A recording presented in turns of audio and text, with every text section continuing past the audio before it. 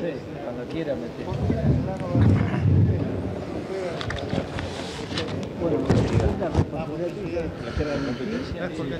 Bueno, llegó la hora de la verdad. Ahora ya sin PowerPoint, sin nada, los expositores dan la triple mortal. Así que estamos dispuestos a recibir las preguntas necesarias tanto de las enfermedades venéreas de transmisión sexual como las que corresponden a la mesa en general que no se hubieran agotado anteriormente. Así que queda abierta entonces la lista de preguntas. Adelante. Va a haber dos micrófonos acá en la platea para que no haya necesidad de hacer muchos movimientos. Ahí tenemos la primera pregunta. Adelante. Buenas tardes. Felicitarlos a todos por las excelentes exposiciones de todos. Y quería hacer una pregunta muy simple, elemental, de campo, pero que lo traía en un grupo de WhatsApp, se armó un revuelo interesante.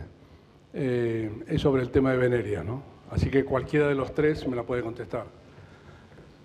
Porque hablaban del tiempo que había que dejar una vez que terminaba el servicio para empezar a hacer los diagnósticos, ¿no? Yo siempre tuve en mi cabeza los 45 días, sobre todo, por lo que decía Batata ahí, la carga con el cultivo necesita 100 tricomonas por mililitro contra 1.4 con el PCR, ¿no? O sea que si hay un rodeo problema, que hay una infección y los toros están activos y trabajando hasta último momento, y vos con el cultivo, hay gente que dice, no, a los 15 días ya podés. Y yo decía que para mí que no. Bueno, entonces por ahí negociábamos en 30, pero siempre yo tuve en la cabeza los 45.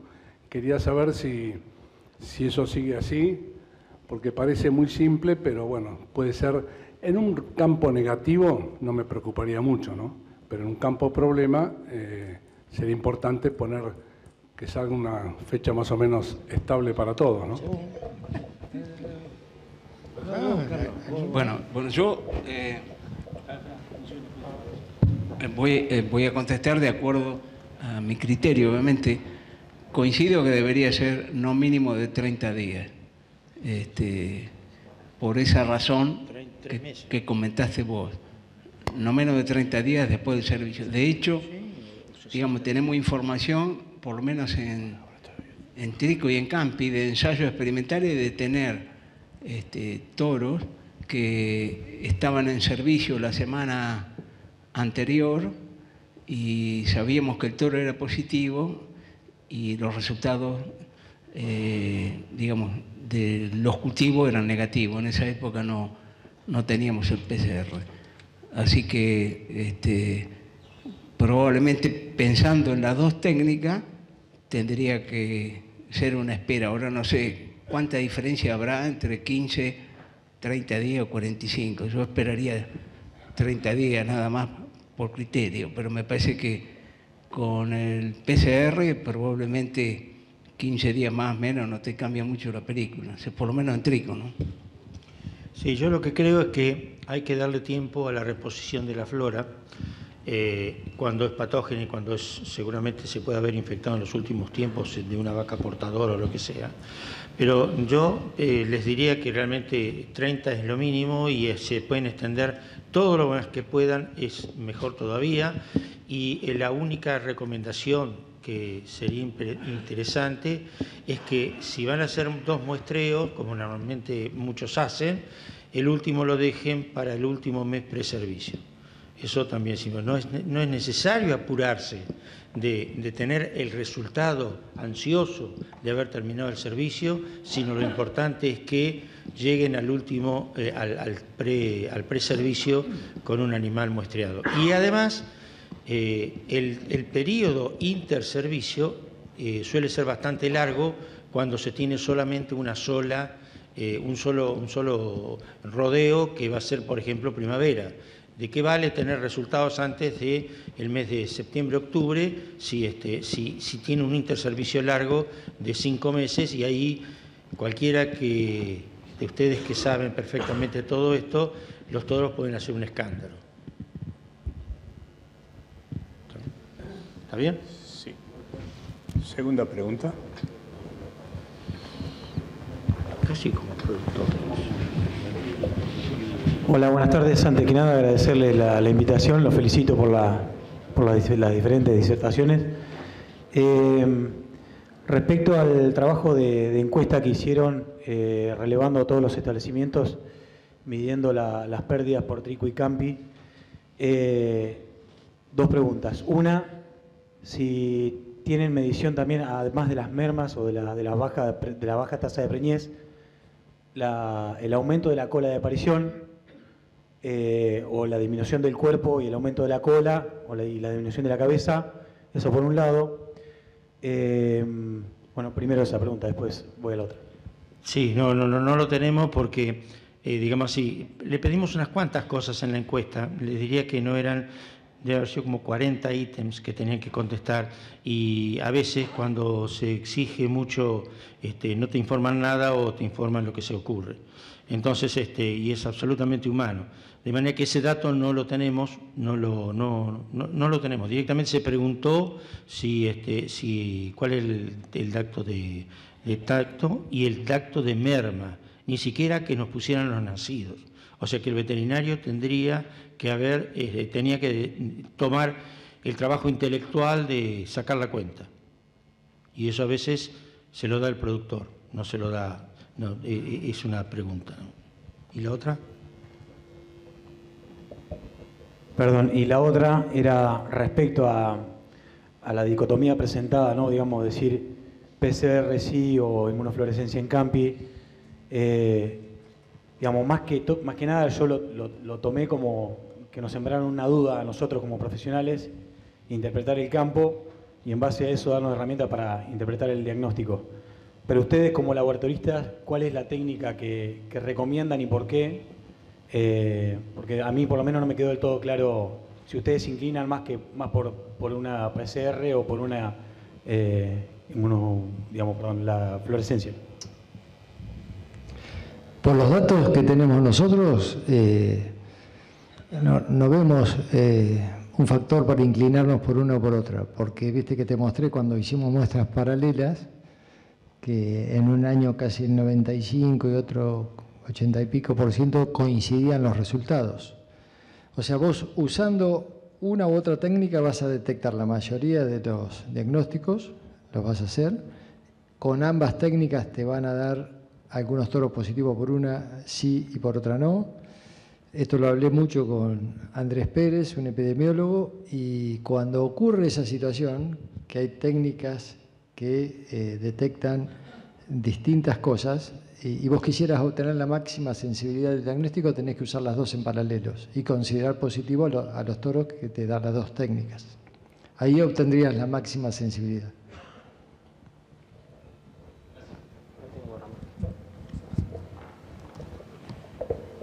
Una pregunta a Anselmo.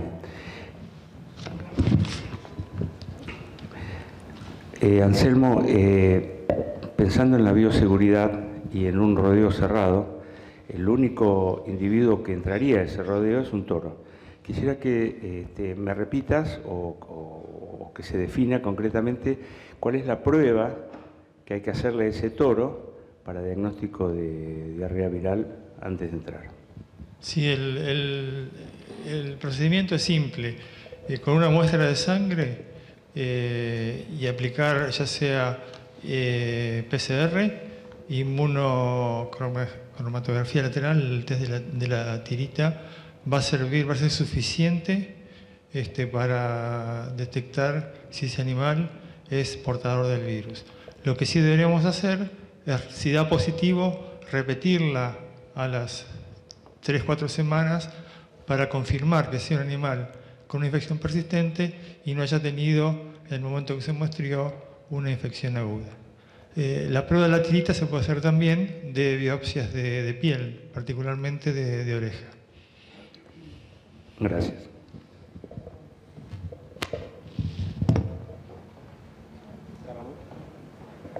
Un pequeño comentario. Creo que estamos en deuda, ¿no? Hablando de la campilobacteriosis, las dificultades de los diagnósticos. venimos peleando con estas enfermedades hace 1000 años.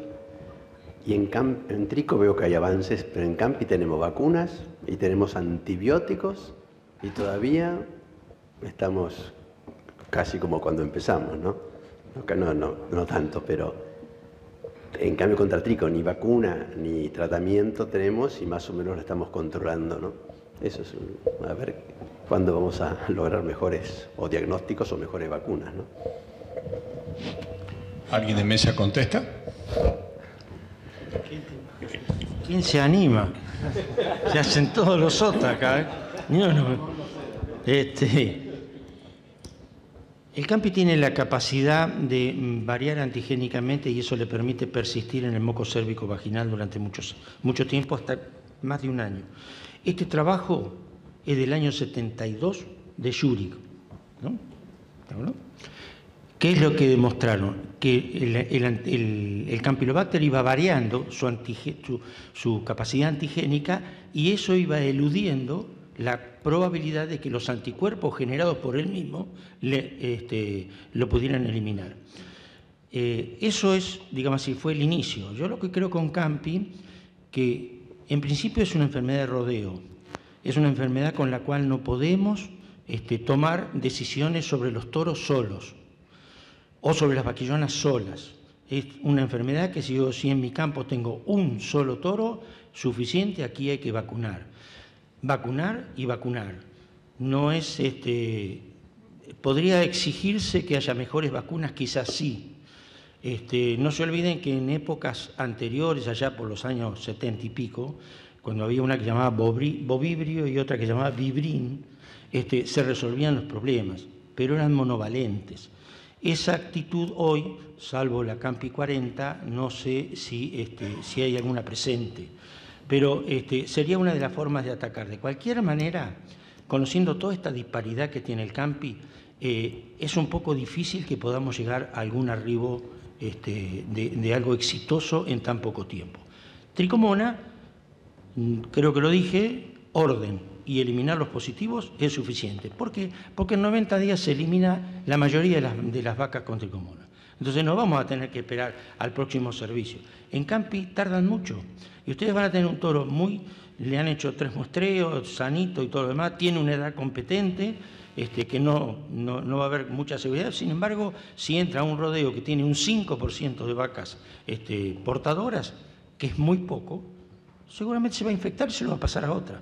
La única forma que podría tener es que a través de la vacuna, con la IgG suficiente, que es la que la vacuna da, o con las 3 dosis o más que piden para el toro, para poder producir esa suficiente IgA, que es de mucosa, pueda eliminar o evitar el anclaje.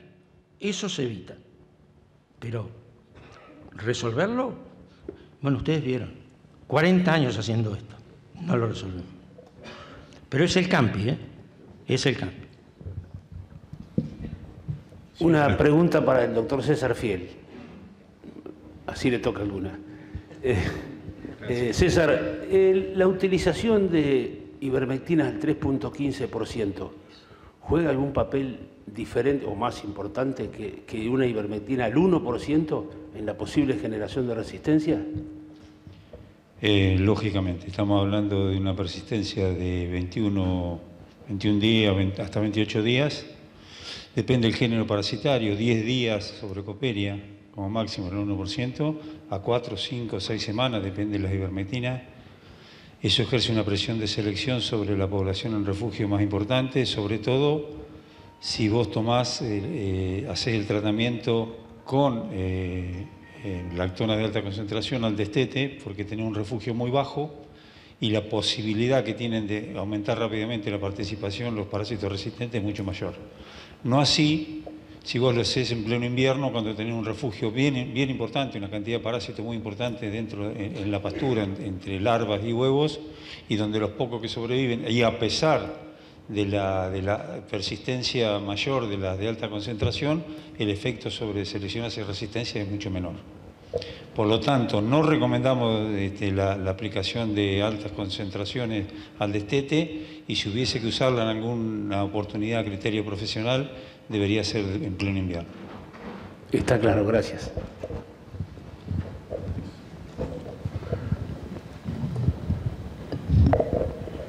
Sí. Hola. Sí, adelante. Muy buenas las presentaciones, gracias.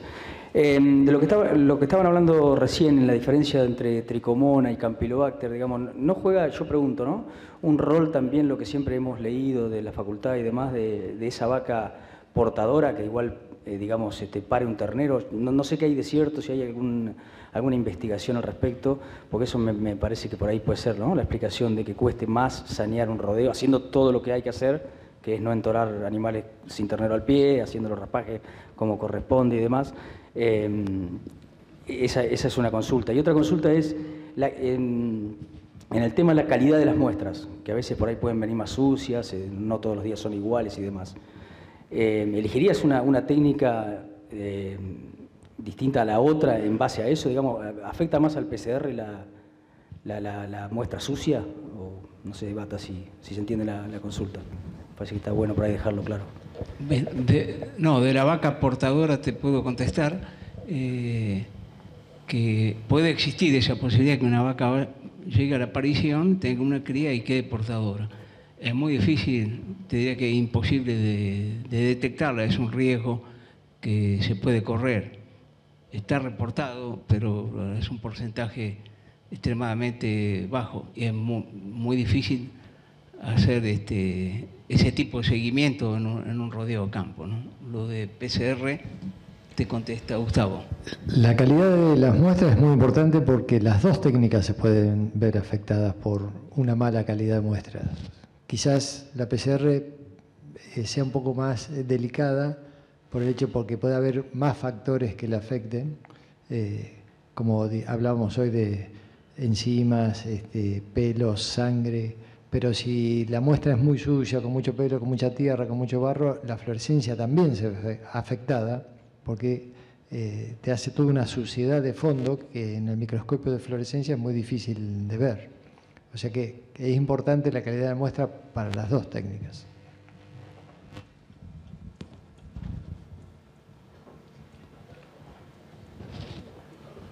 Adelante.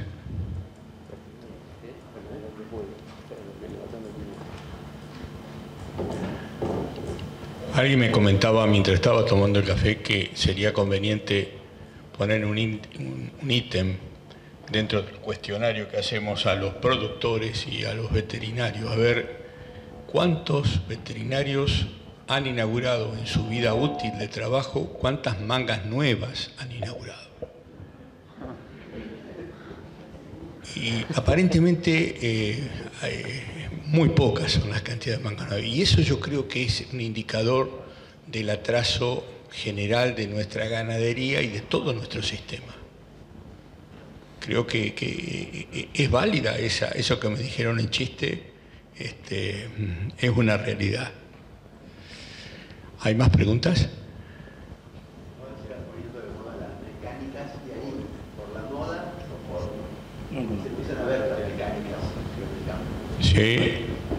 Sí, las neumáticas y las mecánicas. De todas maneras, muchas veces la sola movilidad o la robótica en las mangas no solamente es necesario, porque la vez pasada estuvimos con Gustavo en Porto Alegre y el cuento era que tenían todo robotizado y los abscesos que tenían postvacunales eran espectaculares. Entonces, cuando fuimos a ver las herramientas de trabajo de inoculación, daba ganas de llorar. Tenían una robótica bárbaro en manga, pero con lo que inoculaban, tanto jeringa como aguja eran deplorables. Entonces, evidentemente es todo un conjunto de elementos que hay que valorar permanentemente dentro del sistema productivo ganadero.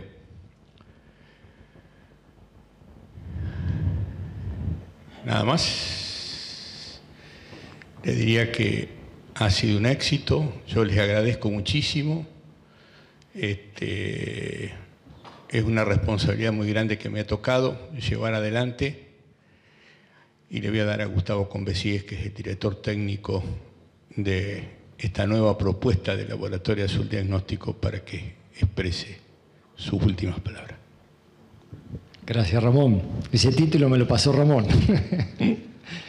Cuando planeó su retiro me dijo: Batata, vos agarrá la dirección técnica. Bueno, para mí ha sido un día muy lindo, muy exitoso. La verdad que les agradezco enormemente a ustedes la presencia, haberse acercado acá. A todos los expositores, realmente han dado unas charlas excelentes. Muchas gracias, porque ni bien los contactamos desde el laboratorio, aceptaron con mucho gusto venir a dar sus exposiciones. Hasta Alfredo, pobre, que lo convencimos, que ya no quería dedicarse más a esto, pero bueno, le prometí que era la última. Así que un agradecimiento enorme. Esta es una tarea que nosotros, como les decía al principio, queremos seguir desarrollando, el contacto con ustedes. Nosotros le ofrecemos un servicio para que ustedes lo puedan aprovechar y les sirva como herramienta para su trabajo diario. Lo queremos mejorar, estamos trabajando para eso y vamos a seguir haciendo estos encuentros en la medida de lo posible. Así que muchas gracias. Gracias a todos, gracias a todo el equipo del laboratorio que nos acompañó. Acá la veo a Mariana, no sé si Andrés, el Col andan por ahí. Se han ido Seba, que también le pone mucha pila. Así que muchas gracias a Luciano y a Nicolás, que se vinieron y nos acompañaron todo el día. A Rafa, que hizo todo el sonido. A la gente del teatro, que se comportó de maravillas. Así que bueno, agradecerles. Muchas gracias y espero que ustedes se vayan contentos, que haya sido una buena jornada.